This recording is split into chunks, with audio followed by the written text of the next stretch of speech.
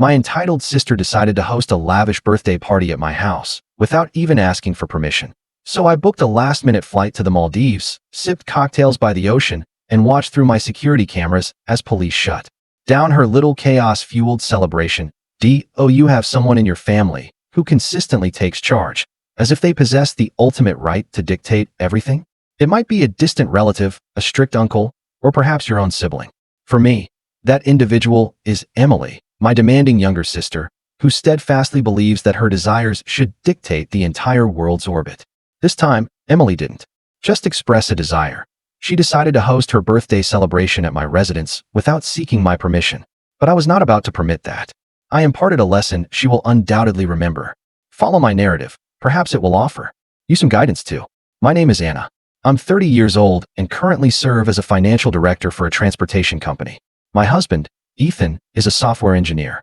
We've been married for 5 years, and 2 years ago, after considerable dedication, we finally rewarded ourselves with a luxurious apartment, a well-deserved prize for our relentless efforts. It's a spacious, airy dwelling with modern furnishings, and most importantly, a small garden where Ethan and I enjoy tranquil mornings over coffee. Since acquiring our place, our apartment has practically become the family's preferred gathering spot. Year-end festivities, Thanksgiving, Christmas, you name it, it all unfolds here. I don't object too strenuously, as I still retain some control over the circumstances. However, matters began to escalate when my younger sister, Emily, 28 years old and employed in the fashion industry, started treating our home as if it were her own property. Emily invariably desires things her way. Once she makes a decision, altering her perspective is almost impossible. The critical point arrived last month when she declared she would host her birthday party at my apartment without requesting permission. I recall that morning vividly. It was a beautiful Saturday, so quiet that I could discern the gentle trickle of water from my cherished coffee machine. I had just grasped my cup, inhaling the rich aroma, prepared to savor a peaceful weekend, when the door abruptly burst open, shattering my moment of tranquility. Emily stormed into the kitchen like a whirlwind, her face illuminated with excitement, as if she had just made a groundbreaking discovery. Before I could even react, she threw up her hands and boldly announced, "I'm holding my birthday party here. I've already informed everyone it's happening this weekend." I nearly dropped my coffee. "Wait, what?" Emily flipped her hair, her tone confident, as if I had just posed the most foolish question imaginable. "Your place is expansive, the garden is magnificent, and the kitchen is top tier. It simply makes the most sense. Everyone's accustomed to celebrating here anyway, so why alter things?" Ethan, who was reclining on the couch, perusing a newspaper, glanced up at me with that familiar, "Oh no, not again," expression before returning to his reading, as if this had nothing to do with him. I folded my arms and stood my ground, maintaining a calm voice. "Emily, you never even asked us." She shrugged, completely unfazed. "What is there to ask? You have no reason to decline. Your place is the largest. It's the perfect selection. Besides, I've already invited everyone, and they're all expecting it. If you cancel, you'll humiliate me." I raised an eyebrow, biting back a sarcastic laugh. "So, let me be clear. I'd be embarrassing you for not agreeing to a party you planned without consulting me?" Emily pouted, her tone both sulky and insistent. "Come on, I know you'll say yes. You don't have to do anything. I'll manage everything. You just need to open the door and let people in. Easy." I turned to Ethan, silently pleading for his support, but he merely shrugged, his expression conveying, "Good luck, babe. I'm not getting involved in this mess." I took a deep breath and faced Emily again, resolved not to let her overpower me this time. "Listen, you cannot simply decide something like this unilaterally. Ethan and I have our own plans. We are not agreeing to this." Emily immediately gestured, with her hands in frustration. No, you don't understand. You can't refuse. I've already planned the menu, ordered the cake, and booked a DJ. If you cancel, you'll ruin everything." I folded my arms tighter, my gaze narrowing. How can I cancel something I never consented to in the first place? Emily rolled her eyes, exasperated. "You're overreacting. Do you even grasp the significance of this party? I acquired a cake from the finest bakery, invited my close circle of friends, and even selected a dress code. You cannot be this self-centered." I let out a dry chuckle. "Self-centered? You made all these decisions without asking, and now I'm the selfish one." Emily sighed dramatically, as if I were the unreasonable party. "Ugh, you're being so difficult. Whatever. I have a multitude of things to organize. I just came to inform you. Saturday at 7 p.m. Don't complicate this. With that, she spun on her heel, pulled out her phone, and began furiously texting, likely finalizing the guest list. I stood there, observing my sister, feeling my blood pressure surge. Ethan took a slow sip of his coffee, amused. So, how do you intend to handle this? He inquired, his tone teasing. I clenched my fists, a cold smile forming on my lips. Just wait and see. The next day, on a tranquil weekend, I stretched and sat up, ready to embrace a relaxing start to the day when my phone vibrated on the nightstand. It was a message from Mom. Lazily, I reached for my phone, still half asleep. Mom, I'm so excited about Emily's birthday party at your place. How's the preparation going? I snapped awake instantly, blinking a few times to ensure I wasn't imagining things. Wait, what the heck? My eyes widened as I shot upright, as if I had just been doused with a bucket of ice-cold water. A surge of anger flared in my chest as the reality of the situation sank in. Emily, I muttered through clenched teeth, gripping my phone tightly. Beside me, Ethan was still wrapped in the blankets, half asleep. What's wrong? He asked groggily. I took a deep breath, attempting and failing to maintain my composure. Turning to my husband, I nudged his shoulder to fully rouse him. Did you know Emily informed the entire family we're hosting her birthday party? Ethan frowned slightly, then lazily reached for my phone. He read the message, sighed, and rubbed his temples as if afflicted with a significant headache. Oh, for heaven's sake, he mumbled. I sat there fuming, striving to contain the fiery rage bubbling inside me. I scrolled through my messages, and indeed, Emily hadn't just informed Mom. She had sent a message to the entire family group chat. This weekend is going to be amazing. Anna and Ethan's place is perfect, spacious and gorgeous, and the kitchen is top-notch. Everyone just come and have fun. As if I had willingly offered to host her party. My eyes narrowed, and my jaw tightened. This girl. I turned to Ethan, holding up my phone like incriminating evidence in a court case. See? She invited everyone, completely disregarding the fact that we said no. Ethan set the phone aside and let out a long yawn. I take it you're not going to let this pass. I folded my arms, taking a deep breath. Not a chance. Ethan shifted to face me, curiosity flickering in his eyes. So what's the strategy? Slowly, I smiled, and there was nothing benign about it. Just wait and see. If anyone imagines I'm against this simply because I'm selfish or dislike parties, they couldn't be more mistaken. I have a compelling reason for never again allowing my sister's birthday celebration to be held at my home. It all began with last year's catastrophe. Back then, I naively believed that hosting a small, uncomplicated gathering at home wouldn't be a significant issue. Emily had pleaded with me for an entire month, promising that everything would be under control and that it would involve just a few close friends. I trusted her, and that was my gravest error. That evening, I prepared a few snacks, acquired a beautiful cake from Emily's favorite bakery, and even added some decorations to set the mood. It was intended to be a cozy, enjoyable night. But when the clock struck 7 p.m., my nightmare officially commenced. The doorbell rang incessantly. I opened the door, anticipating about 10 guests, as Emily had indicated. But no, nearly 30 people surged into my home. I stood frozen as groups of Emily's friends streamed in like a tidal wave, laughing and chatting as if entering a nightclub. Someone blasted EDM music. Another person helped themselves to beer from my fridge. A few people sprawled across my sofa, as if it were their own lounge. And Emily? She just giggled and waved me off. Relax, it's my birthday, have some fun. Emily's concept of fun turned out to be absolute mayhem. By 9 p.m., matters had completely spiraled out of control. A group of her friends decided to play beer pong on my dining table, spilling beer all over my carpet. Another guest slipped and shattered a stack of brand new plates I had just purchased. Someone even brought a shisha pipe and began smoking.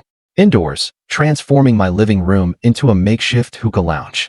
Then came the moment I realized things had gone far too astray. The doorbell rang again, but this time it wasn't another guest. It was Mr. William, my next-door neighbor, a man in his 60s who consistently wore turtleneck sweaters and strictly adhered to an early bedtime. He stood at my doorstep, arms crossed, his expression a mixture of irritation and disappointment. Anna, may I have a word? His voice was calm but firm. Feeling my face flush with embarrassment, I nodded and stepped into the hallway. I don't mean to disrupt your party, he continued, but the music is deafening.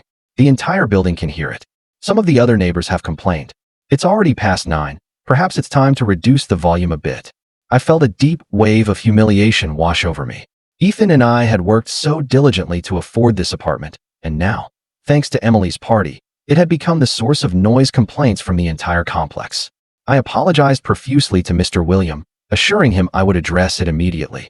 But when I turned back inside, the first thing I saw was some random individual, not one of Emily's friends, sitting on my kitchen counter barefoot, his feet propped up on my table as if he owned the place. That was it. I marched straight into the living room and cut the music off. Every head turned to look at me. Some groaned in frustration, but I didn't care. Folding my arms, I took a deep breath and spoke loudly and clearly, my voice leaving. No room for argument. Party's over. Everyone, leave now. Emily's jaw dropped, her face a mix of shock and betrayal, as if I had just shut down a 5-star Michelin restaurant. What are you doing? We haven't even cut the cake yet, she protested. I narrowed my eyes. Then take the cake to your place and cut it there. Under my glare, the party finally concluded. One by one, the guests shuffled out, but as I surveyed my apartment, beer-soaked carpets, the lingering stench of smoke, shattered dishes everywhere, I knew one thing for sure. Emily would never host another birthday party in my home again. And yet, here we are, once more. My sister has taken it upon herself to throw her party at my place without my consent. I remained silent for 4 days. No arguments, no objections, no texts to deter Emily. I observed as she eagerly planned, convinced that she had triumphed. The family group chat constantly buzzed with her enthusiastic messages. I ordered the birthday cake. It looks amazing. Got it from a famous bakery. It will be delicious. We're having a DJ. How fun is that? I want to make the night unforgettable. Everyone, remember the dress code. White and gold to match my party theme. If you don't dress accordingly, there will be a penalty. I scrolled through her messages, reading each one carefully, and then I simply smiled. Because Emily could plan all she desired. She could order the cake, book the DJ, and even employ the most extravagant decorators if she wished. But there was one minor detail she was unaware of. I had booked 2 plane tickets to the Maldives. We were departing Saturday morning, one day before Emily's birthday.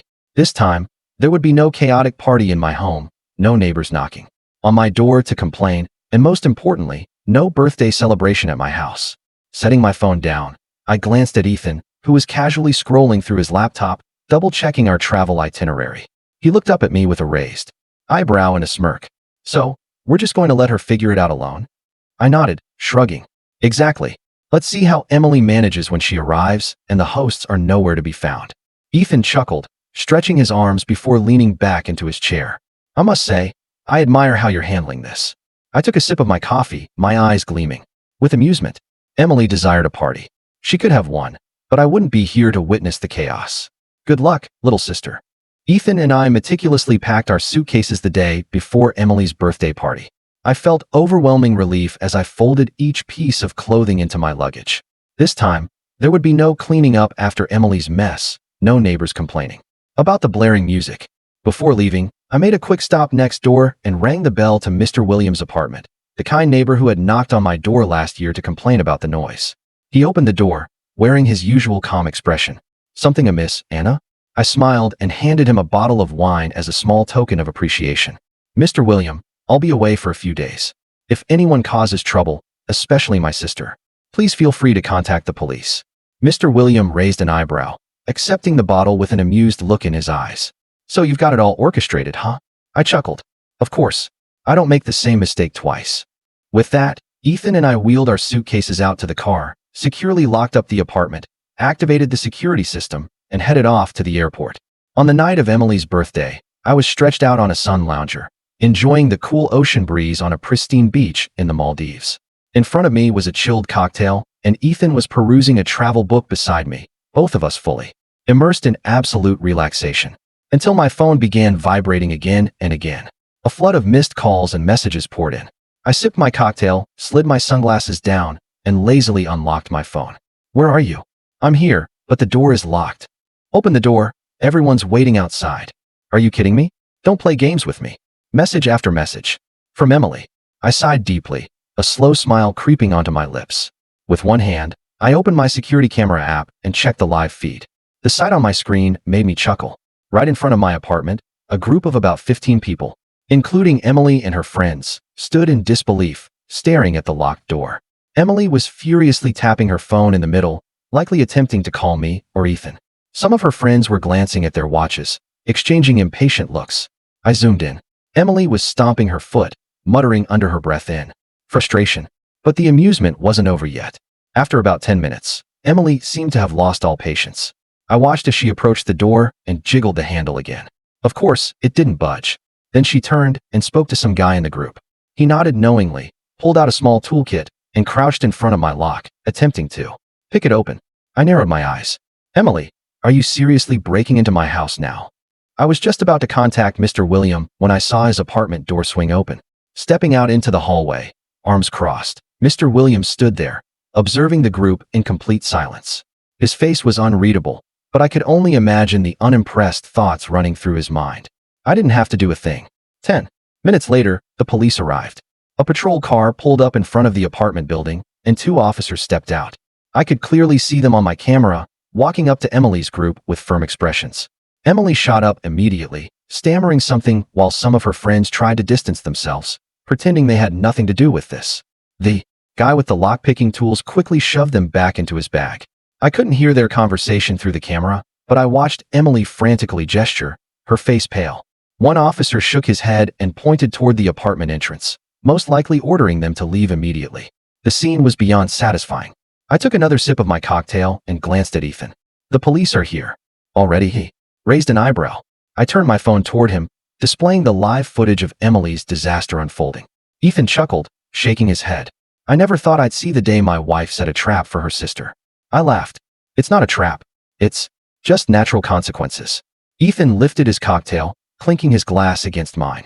Well then, congratulations. You handled this perfectly. I smirked. This is just the beginning. Emily still hasn't fully learned her lesson yet, but trust me, she won't forget this anytime soon. With that, I set my phone down and returned to the view. No chaotic party, no Emily, just me, Ethan, and the breathtaking beauty of the Maldives. The following day, I awoke in our luxurious bungalow, surrounded by complete tranquility. The only sound was the gentle lapping of waves against the shore below. Ethan was still fast asleep beside me, one arm draped over his forehead, breathing steadily. I stretched lazily, reaching for my phone on the bedside table and unlocking it. Immediately, the screen flooded with unread messages. Where are you? You can't do this to me. Do you know how long we had to stand outside? All my friends saw this. You humiliated me. Mom is furious. You better explain yourself. All from Emily. I scrolled down. She wasn't finished. We had to take the cake to a random cafe and eat it there. This was the worst birthday ever. You're a terrible, selfish, petty sister who doesn't care about me at all. I set the phone down, took a sip of water, and gazed out the window. The ocean stretched endlessly before me, a perfect shade of turquoise, with the golden sunlight glistening off the waves. It was so breathtakingly beautiful that I found it impossible to care about Emily's tantrum. Then my phone rang. I glanced at the screen. Mom. Sighing mentally, preparing myself, I answered. Hi, Mom. Her voice came immediately. No greeting, just straight to the storm. Anna, what on earth did you do? I winced and pulled the phone slightly away from my ear. What am I talking about? What am I talking about? Emily cried all night. She said you ruined her birthday on purpose. I don't understand what you were thinking. I closed my eyes and took a deep breath. Mom, I informed Emily I did not consent to host her party. She decided independently, sent out invitations, and planned everything independently without asking me. And now she's angry at me. Mom cut me off, still exasperated. But at the very least, you should have warned her. How could you lock the door and leave it like that? Do you realize they stood outside for hours? I smirked. Oh, and did Emily tell you about last year's party? Did she tell you how I had to clean up a disaster after it? How the neighbors complained and the police almost got called because of the noise? Did she mention how much money I had to spend fixing things after her friends broke dishes, spilled beer on my carpet, and smoked shisha inside my house? Silence. For a brief moment, Mom had no response. Then she sighed. But that was just once.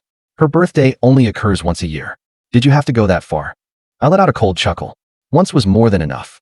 And let me be clear, there will never be a second time. Another silence. Mom finally spoke, her tone softer but still hesitant. Anna, she's your sister. You can't just treat her like this. I sat up straight and articulated my point with absolute clarity. Mom, she's not a child anymore. She's 28 years old. She needs to learn that actions have consequences. No one is obligated to cater to her every desire. Another pause. Mom knew I was correct, but didn't want to concede it. Finally, she let out a long, weary sigh. Fine. I don't wish to argue anymore. I hope this doesn't create distance between you two. I looked at the stunning view of the Maldives paradise before me and replied calmly. Mom, As long as Emily respects my boundaries, we'll be fine. The call ended. I placed my phone back on the table and stretched with pure satisfaction. Ethan stirred beside me, blinking sleepily. Was that your mom? Yep, I smirked. She yelled at you too? He yawned and pulled me closer. I'm used to it. I laughed, snuggling into his warmth. At that moment, I wasn't contemplating Emily anymore. I was here, in paradise, and I was finally enjoying the vacation I deserved. After the call with Mom, I settled into the lounge chair on our balcony, taking a deep breath and trying to absorb the fresh ocean air. But then my phone buzzed again. Family group chat. Family forever. I opened it, already anticipating what awaited me. A flood of accusatory messages. Aunt Lisa. Anna, how could you do this to your sister? She just wanted to have a fun birthday. Aunt Sarah. As the older sister, you should be more understanding. Emily didn't do anything to deserve being locked out. Uncle Robert. What you did was harsh. She's your sister, not a stranger. And Cousin Jake. People came expecting a party and ended up standing outside, embarrassed. You should have told her if you didn't want to host. I read each message, feeling equally annoyed and amused. I had been explicit from the beginning. I said no.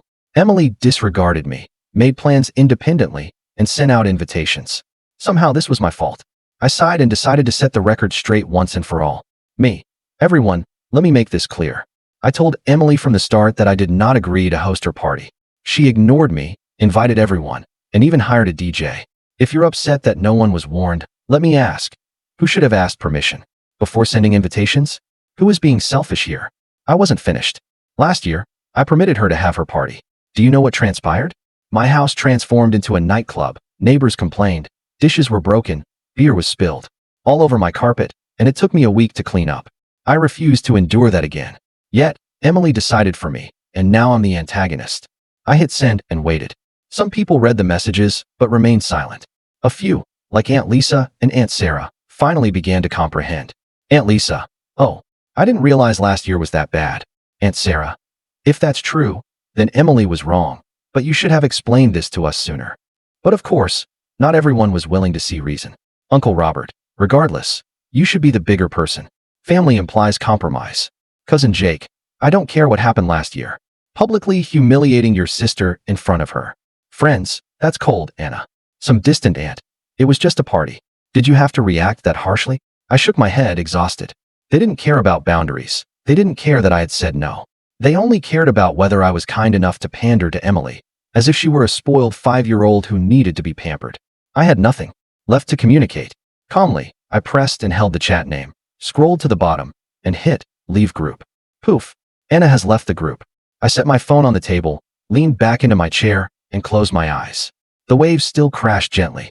Outside, the sky was still bright blue. The breeze was still soft and warm. No more messages, no more judgment, no more pointless drama. Ethan stepped onto the balcony, holding 2 glasses of fresh juice. All done? He inquired, handing me a glass.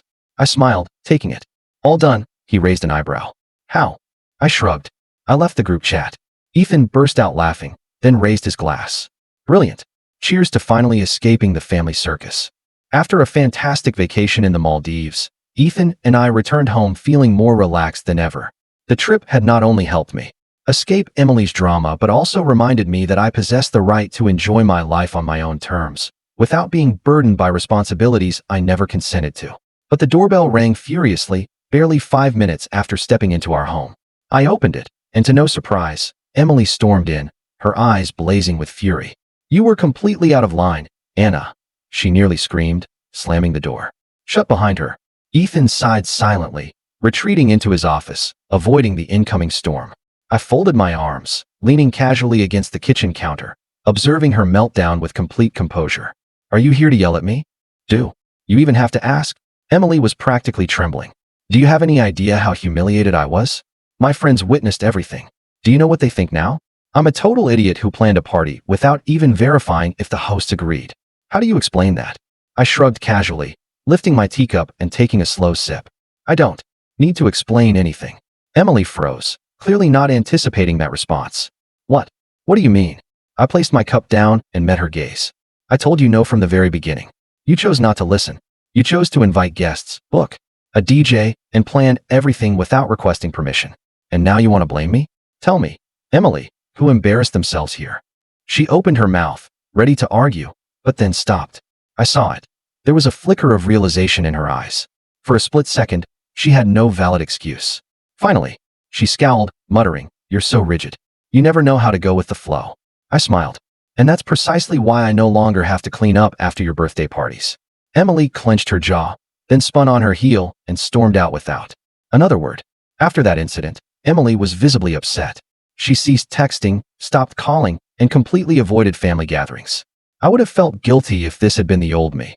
I would have attempted to make peace, to smooth things over. But this time, I felt at peace. No more worrying about Emily making decisions for me. No more pointless arguments over who was right or wrong. No more sleepless nights wondering if I should concede again. Just silence. And I genuinely relished that silence. But in rare, quiet moments, I wondered, was I too severe? I could have perhaps clarified things better. Perhaps I could have discovered a gentler method to impart this lesson to Emily. But then I recalled, I had attempted before. I had explained. I had been patient. I had been kind. And Emily never changed. So perhaps this was the optimal approach. If you were in my position, what would you have done? Would you have yielded to preserve family peace? Or would you have done as I did, established clear boundaries, even if it meant upsetting others? I'd love to hear your thoughts. Please share your opinion in the comments below. Thanks for following my story. Don't forget to subscribe and turn on notifications so you won't miss the next one.